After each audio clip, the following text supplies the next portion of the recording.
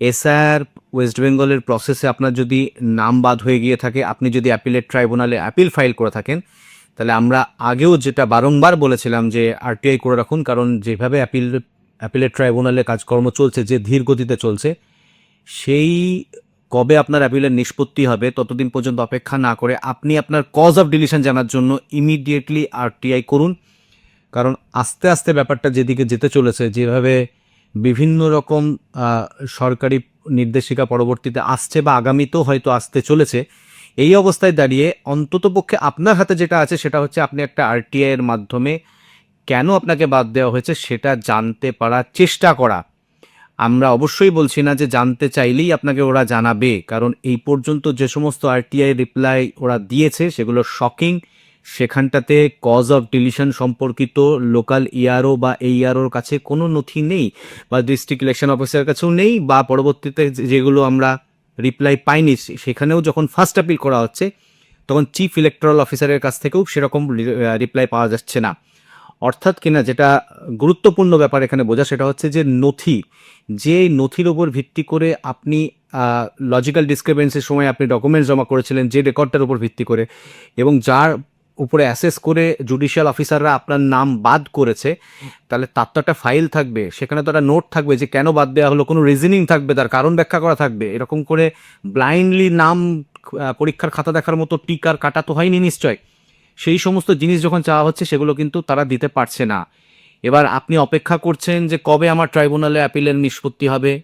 সবার পক্ষে তো হাইকোর্টে এসে মামলা ফাইল করে দ্রুত অর্ডার করিয়ে নিয়ে ওখানে নিষ্পত্তি করানো সম্ভব নয়। অবশ্যই বেশিরভাগের ক্ষেত্রে এটা সম্ভব নয়, এবং সেটা করা কাঙ্ক্ষিতও নয়। তাহলে সেক্ষেত্রে আপনার কাছে যেটা করা হচ্ছে, খুব ইজি ওয়ে হচ্ছে আরটিআই করা।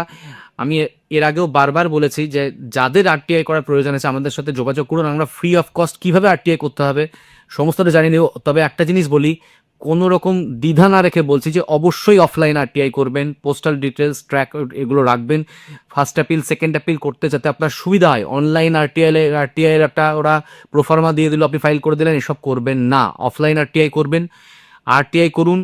এবং আরেকটা জিনিস বলি যে এখন দেখা যাচ্ছে যে এখন দেখা যাচ্ছে যে উইদাউট অপরচুনিটি অফ হিয়ারিংও অনেকের নাম বাদ গেছে। মানে appellate tribunal opportunity of hearing দেবে, আপনাকে শুনানির জন্য ডাকবে, যেটা সুপ্রিম কোর্টের 1 এপ্রিল 2026 অর্ডারে স্পেসিফিক্যালি বলা ছিল, সেটা অ্যাপিলেট ট্রাইব্যুনাল কিন্তু বেশ কিছু ক্ষেত্রে ভায়োলেট করছে।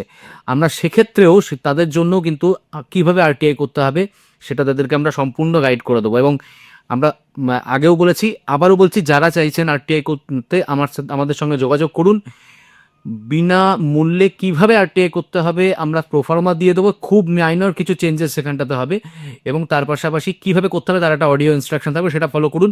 কোনো রকম কিছু দ্বারা প্রভাবিত হওয়ার দরকার নেই যে এখানে গেলেই তবেই হবে, তা নয়। আরটিআই খুব ইজি জিনিস, আপনি চাইলে করতে পারেন।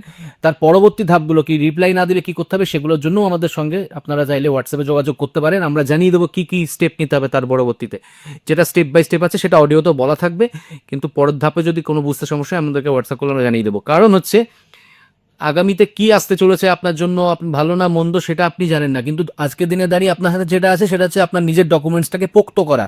এখন যদি এরকম কোনো একটা রিপ্লাই ইলেকশন কমিশন অফ ইন্ডিয়ার কাছ থেকে আসে যে তাদের কাছে কোনো ডেটাই নেই যে আপনার নামটা কেন বাদ গেছে, তাহলে সেটা অবশ্যই আপনার কেসটাকে স্ট্রং করছে, যেটা অ্যাপিলেট ট্রাইব্যুনালে লড়ুন বা হাইকোর্টে লড়ুন, যেখানেই লড়ুন সেখানে আপনি দেখাতে পারবেন, সেটা আপনার কাজে দেবে। সুতরাং সেই জন্য একদম আর দ্বিধা না করে, কোনো সময় নষ্ট না করে, কারণ আরটিআই করা খুব অল্প খরচের, একটা সামান্য খরচের ব্যাপার, তো সেই জিনিসটা আপনারা কিন্তু ইমিডিয়েটলি করুন।